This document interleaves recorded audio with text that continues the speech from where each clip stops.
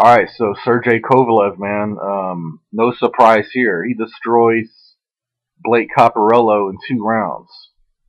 Another reason why I couldn't do a prediction for this fight, I didn't know anything about Blake Caparello. I just saw some highlights of him. He seemed like an okay fighter. But let's put all that aside and let's talk about the future because Bernard Hopkins stated that he would fight Sergey Kovalev if Kovalev was victorious in this fight, in which he was. So now they're going to meet in the unification bout in November. This fight is huge, actually. This is huge because you got Bernard Hopkins, a living legend, going on 50 years old, 50 now, and he's taking on the most feared puncher, arguably, in that division. And that speaks volume about Bernard Hopkins, man. That's what you call greatness. And you guys notice something, man? When the best fights the best, do you guys notice how everything seems to fall in place? You know what I'm saying? Like, honestly, to tell you the truth, as good as a fight this is, um, I'm happy either way who wins. If Bernard Hopkins goes out there and beats this dude in a 12 round unanimous decision, I'll be so happy, man. I'll be like really happy for Bernard Hopkins because I mean, who's doing it like Bernard Hopkins to begin with? You know what I'm saying? First of all, if if Sergey Kovalev goes out there and beats Hopkins, first of all, it's hard for me to root against Hopkins, man. It really is because I've been watching him for so long. But Kovalev goes out there and beats Hopkins. Um, that's just going to put more further pressure for Adonis. Well, number one, he's going to be the man in the division, regardless. Okay, but if he goes out there and beats Hopkins, that's going to put more pressure for Stevenson to go ahead and fight this kid because I'm telling you guys right now, man, even though I used to defend Stevenson in the past, um, I got to call it how it is, and I think Stevenson blew his chance. I really did. He blew his chance. He had the ball in his court, and he dropped the ball. Seriously, real talk. He could have fought Kovalev when he had the chance. When last year they fought the same amount of times. I believe they fought 4 times each. Stevenson had that knockout huge win over Chad Dawson, which catapulted him. Um, Kovalev was literally knocking out everybody in his path. He beat cleverly, became the champ, and ever since then he's been like on this path of destruction. HBO was hyping that fight up. HBO wanted that fight. Max Kellerman even asked Donna Stevenson, what's up with the Sergey Kovalev fight? We want that fight. The fans want that fight. Adonis turned it down for whatever reason. He went to Showtime. He wanted to make sure the money was right, which I'm all about. Somebody getting paid. You know what I'm saying? Especially if the guy's going out there putting his life on the line every time he steps in that ring. But sometimes you really got to ask yourself, man. Money cannot be replaced in certain circumstances, even in boxing.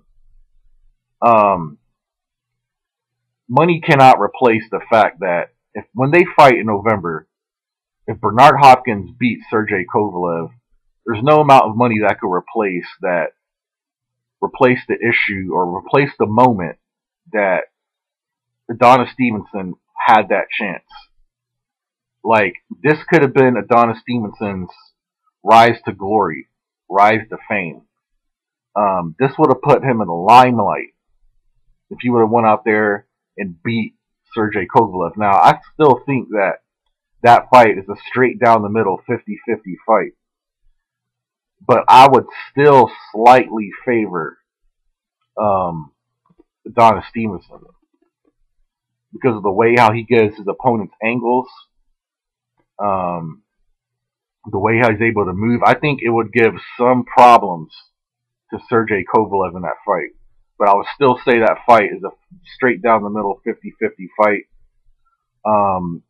Dwyer is interesting. Dwyer thinks that Kovalev is going to beat Hopkins, and I think he even said that he would favor Kovalev to beat Stevenson. Interesting, man, really interesting, because I know for a fact that the dude knows how to time his punches real well. And you've seen some, front foot fighters give Kovalev problems, like even Cedric Agnew. He was even actually backing up Sergey Kovalev. So I think a fighter that has to have an iron chin, extreme power, and front foot heavy that could give movement is a guy that will, beat Sergey Kovalev. But it's just real. I mean, I'll probably do a more thorough breakdown of the fight closer we get to November, because I'm really going to have to study some footage on Hopkins. I'm really going to have to study some footage on the Kovalev, because this fight is huge. I mean, with a lot of the bullshit politics we got going right now in boxing, we get a lot of bullshit fights, but this is one of those fights, man, that's huge in my book.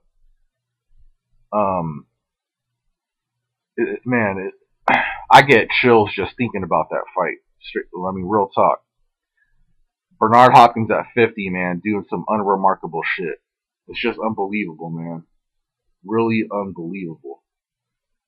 And you saw Bernard Hopkins, after the fight, he came up there and he stole the show, this and that. Kovalev kept his cool, you know what I'm saying? But yeah, I'm really looking forward to this fight. I can't wait. I really just can't wait. And I'm about to do some serious studying footage, man, because Kovalev never been inside the ring with somebody with the style of Bernard Hopkins. And the one thing about Bernard Hopkins as well, you always have to remember that this dude has discipline. Okay, he takes care of his body very well. He always trains hard. I mean, he always faces the toughest opponents. I mean, even though you could say like Karo Murat and Shumanov weren't, noticeable to average fans, those guys were tough, man. Don't get it twisted, man. Those were some very solid opponents. Some very tough opponents, man. And that's one thing I have to commend Bernard Hopkins on, man. This dude really is one of a kind in boxing right now. So I mean, either way, whoever wins this fight, and if it's in a fair fashion, you know what I'm saying, no bullshit, no controversy, nothing like that, I'm happy either way. And this is what happens when the best fights the best. You get the best fights, you get the best matchups. The fans are happy, and whoever wins is going to have still a bright future ahead of them, no matter what happens. If Hopkins wins, I'll add to his legacy. To be, two-time unified champ, that's just going to, make it better than already is. Kovalev, he wins, he's going to be the man in that division, period. He's probably going to get bigger fights down the road, bigger paydays, more recognition from the fans. So, I mean, either way, to me, it's a win-win either way. You know what I'm saying, in my book. Whoever wins that fight. But I can't wait for this fight, guys. I'll probably even do another video about it, to tell you the truth. But I'll do a more thorough breakdown of the fight. And you guys stay tuned for that. But yeah, that's all I got. Peace out.